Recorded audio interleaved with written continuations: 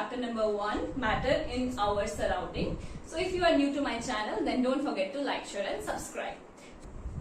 So I hope these two properties are clear to you. तो अब हम move करते हैं थर्ड प्रॉपर्टी की तरफ. The third property is the particles of matter attract each other.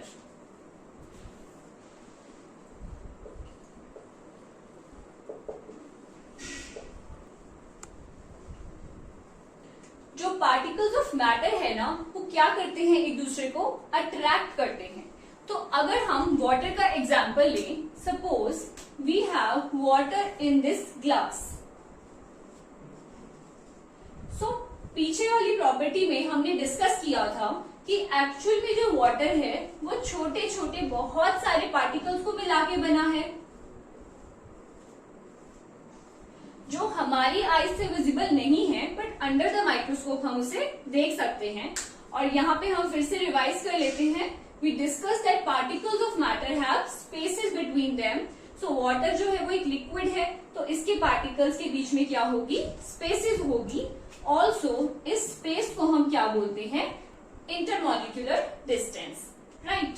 So now जो particles हैं वाटर के, ये क्या है, क्या इस बीकर से बाहर निकल के भाग रहे हैं? अगर पानी है एक गिलास में, तो क्या वो अपने आप पानी बाहर उछल उछल के भागेगा? तो of course the question is no. जो पानी है बीकर का या ग्लास का, वो उसके अंदर ही रहेगा. ऐसा क्यों? क्योंकि जो पार्टिकल होते हैं वो एक दूसरे को क्या करते हैं, अट्रैक्ट करते हैं. एक फोर्स ऑफ अट्रैक्शन होती है पार्टिकल्स में एक दूसरे के लिए. फोर्स ऑफ अट्रैक्शन है पार्टिकल्स में, ये सॉलिड्स में भी होती है, लिक्विड्स में भी होती है और गैसेस में भी होती है.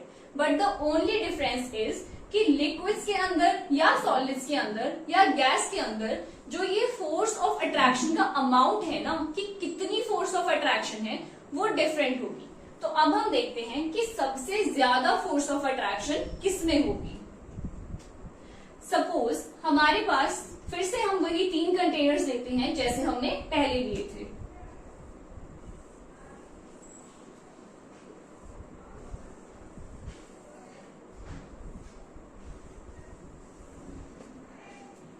So the first container is for solid, second container is for liquid, the third container is for gas. तो हमने फर्स्ट पॉइंट में डिस्कस किया था कि जो मैटर के पार्टिकल्स हैं उनमें स्पेसेस होती हैं, but the difference is only कि सॉलिड्स में स्पेसेस सबसे कम होती हैं, लिक्विड्स में थोड़ी ज्यादा होती हैं और गैसेस में जो स्पेसेस हैं वो बहुत ज्यादा होती हैं. तो हम इसे ड्रॉ करते हैं यहाँ पे. फॉर सॉलिड्स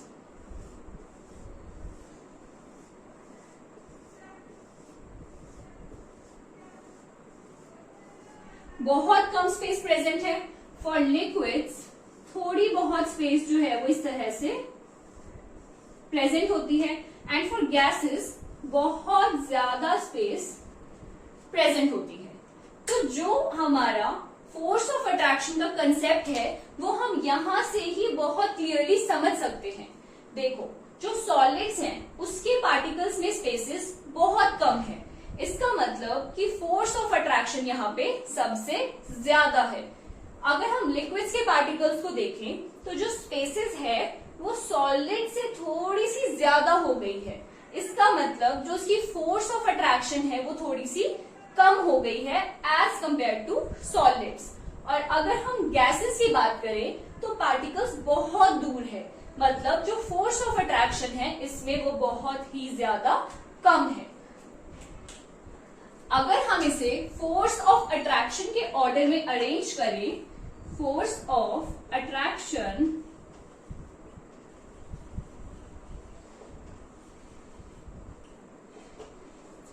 सबसे ज्यादा फोर्स ऑफ अट्रैक्शन किसमें है, सॉलिड्स में. तो हम ऐसे वाला साइन लगाएंगे, यानी कि सॉलिड्स में फोर्स ऑफ अट्रैक्शन सबसे ज्यादा, लिक्विड्स में सॉलिड से कम. बट अगर हम लिक्विड और गैस को कंपेयर करें, सो फोर्स ऑफ अट्रैक्शन किसमें ज्यादा होगी, लिक्विड में, क्योंकि जो पार्टिकल्स हैं वो थोड़े ही दूर गए हैं. बट क्योंकि गैस में जो पार्टिकल्स हैं वो बहुत दूर चले गए हैं, इसका मतलब कि गैसेस में जो फोर्स ऑफ अट्रैक्शन है वो बहुत ही ज्यादा कम होती है। जो फोर्स ऑफ अट्रैक्शन है वो सॉलिड्स में बहुत ज्यादा है, इसलिए ये बहुत पास पास रहते हैं, और गैसेस में फोर्स ऑफ अट्रैक्शन बहुत कम है, इसीलिए गैसेस के पार्टिकल बहुत दूर रहते हैं। तो अब हम एक छोटी सी एक्टिविटी करके देखते हैं। अगर सपोज ये आपका हैंड है, ठीक है, अगर आप अपना हैंड मेरे एटमॉस्फेयर में या आपके एटमॉस्फेयर में क्या प्रेजेंट है, एयर प्रेजेंट है, और एयर क्या होती है, गैस होती है। और अभी हमने पढ़ा कि जो फोर्सेस ऑफ अट्रैक्शन है गैसेस के पार्टिकल में वो बहुत ही कम है, यानी कि गैसेस के जो पार्टिकल्स हैं यानी कि एयर के जो पार्टिकल्स हैं वो दूर दूर प्रेजेंट है। तो अगर हम अपना हैंड एयर में ऐसे मूव करना चाहेंगे तो क्या हमें कोई प्रॉब्लम हो रही है? ऑफ कोर्स नॉट, हम इजीली अपना हैंड यहाँ पे मूव कर सकते हैं, बिकॉज जो एयर के पार्टिकल्स हैं वो बहुत दूर दूर प्रेजेंट हैं, बहुत सारी स्पेसेस हैं यहाँ पे, तो मैं इजीली अपना हैंड फ्रीली एयर में मूव कर सकती हूँ। नाउ सेकेंड एक्टिविटी आपको क्या करनी है, अब आपको अपना हैंड वाटर की बकेट से मूव करना है। अगर हम वाटर की बकेट से अपना हैंड मूव करेंगे तो यहाँ हमने क्या देखा कि लिक्विड्स के अंदर जो फोर्स ऑफ अट्रैक्शन है वो गैसेस से क्या होती है, ज्यादा होती है। सो पार्टिकल्स थोड़ा सा पास पास होते हैं। तो अगर हम अपना हैंड किसी बकेट में से ऐसे मूव करना चाहेंगे तो हम इतना इजीली नहीं कर पाएंगे जितना हम एयर में अपना हैंड इजीली मूव कर पा रहे थे। क्यों? क्योंकि जो फोर्स ऑफ अट्रैक्शन है लिक्विड यानी कि वाटर में वो गैसेस के कंपैरिजन में थोड़ी सी ज्यादा है। और जो थर्ड एक्टिविटी हमें करनी है, बट हमें नहीं करनी है एक्चुअली, अगर आपका कोई टेबल है, सपोज आपका स्टडी टेबल है, उसके ऊपर आप अपना हाथ ऐसे जोर से मारोगे तो क्या होगा, हमें ही चोट लगेगी, है ना। ऐसे इजीली आर पार तो मूव नहीं होगा सॉलिड्स में से। क्यों? क्योंकि जो फोर्स ऑफ अट्रैक्शन है सॉलिड्स के केस में वो बहुत ही ज्यादा होती है। पार्टिकल्स ने आपस में एक दूसरे को बहुत टाइटली होल्ड किया है, तो वो हमारे हैंड को पार्टिकल्स के बीच में से क्रॉस नहीं होने देंगे। So this is all about the concept of force of attraction. So I hope this third point is clear to all. So ये एक बहुत ही important order है जो हमें याद रखना है।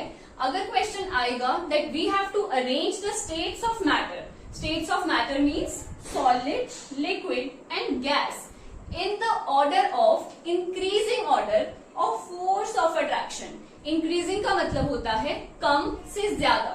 तो सबसे ज्यादा कम फोर्स ऑफ अट्रैक्शन किसमें होती है, गैस में, उससे ज्यादा लिक्विड्स में एंड सबसे ज्यादा सॉलिड्स में। तो हम इसे कैसे रिप्रेजेंट करेंगे,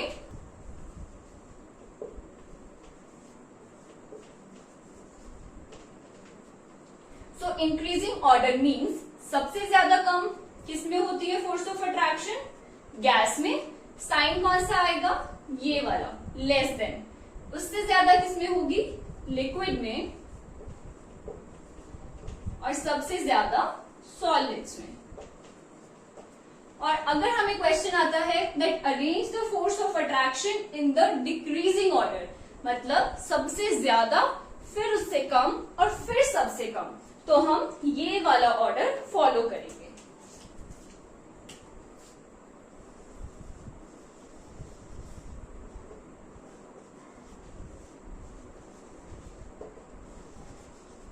So this is for decreasing order and this is for increasing order. So I hope these 3 points are clear to you all. So अगला टॉपिक रहेगा हमारा states of matter, जो ये solid, liquid and gas हमने यहाँ पे थोड़ा सा पढ़ा है ना, वो हम और डिटेल में अच्छे से देखेंगे। So तब तक आप इस लेक्चर से अच्छे से go through कर लेना। So see you in my next lectures.